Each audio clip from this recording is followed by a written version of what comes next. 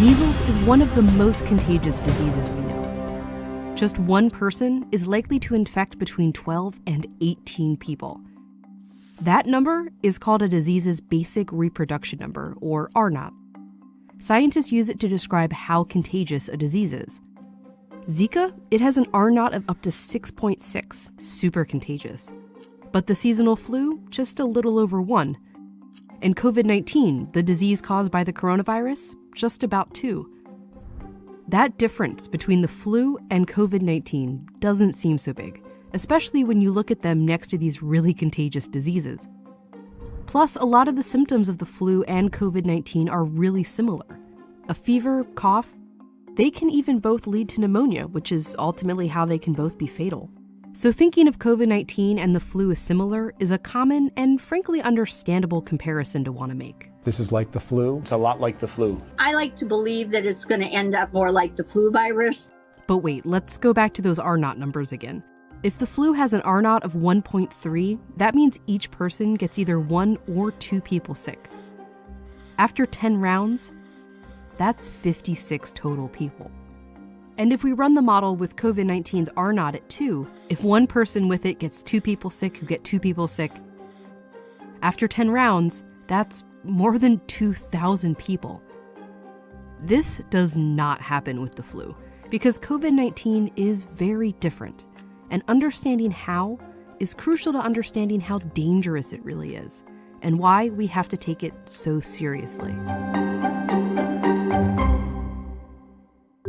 When we start to look for that comparison to the flu, we almost calm ourselves down. But unfortunately, that's not quite the right reaction here.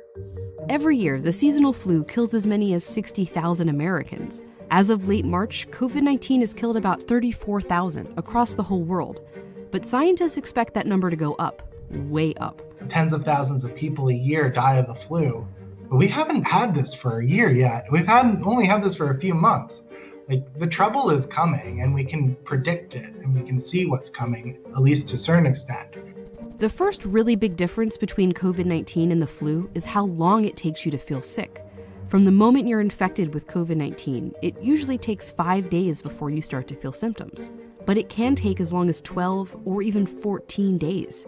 This is the incubation period, the time between when you catch it and when you first realize you're sick. And scientists think you could be contagious during most of this period. The flu, by comparison, has an average incubation period of just 2 days. You get sick, and pretty soon you feel sick, and you know you're contagious. This is what we're used to. But COVID-19 flips that around. You can be contagious and spreading it around for several days and up to 2 weeks before it even occurs to you that you're sick. And that leads to the next big difference. No virus before. Nobody has a natural immunity to it. In flu season, there's always a number of people in the population who are already immune to the flu. That can be because they got their flu shot, or maybe they've already had that flu strain. And that limits the spread of the virus. When one person is contagious with the flu, they can only spread it to people who aren't immune, who can only spread it to other people who aren't immune. That's why scientists and doctors urge us to get our flu shot every year. If enough people have immunity, they can kind of shield the virus from reaching others. The more immunized people, the more they can protect those that are susceptible to the virus. But COVID-19 is brand new. None of us have had it before, and there's no vaccine, which means nearly everyone on the planet is susceptible. So when a contagious person, who may not even know they're infected, comes into contact with others, it can spread like wildfire. And then you see how much more dangerous COVID-19 can be. Only 2% of people with the flu need to be hospitalized, but 20 to even 30% of people who test positive for COVID-19 do. And we're still learning about COVID-19's fatality rate, but scientists think it's somewhere between 1 and 3%. But the flu's rate is even lower, 0.1%. And that's a disease that can kill 60,000 people a year in the US alone. That's what Dr. Anthony Fauci, the US's leading infectious disease expert.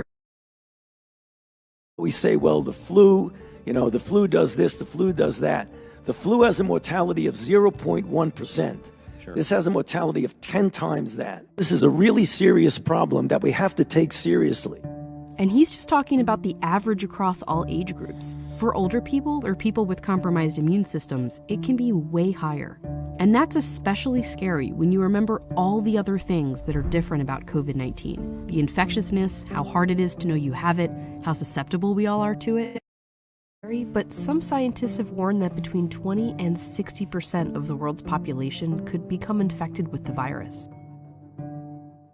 Because COVID-19 has no cure and no vaccine, the only defense we have against it is social. We can take ourselves out of the chain, not with immunity, but with social distancing. Just physically not being around anyone and staying home as much as possible. But that only works if each of us takes it seriously, which is why comparing it to the flu, while understandable, is not helpful. It's natural to want to find a comparison, to want to make this seem small. When we use the flu as the backdrop, it almost numbs us, or it can numb us and make us maybe even feel better about the current situation, because the current situation is bad. So now is not the time to be numb. We need to be vigilant and then use our vigilance for useful actions.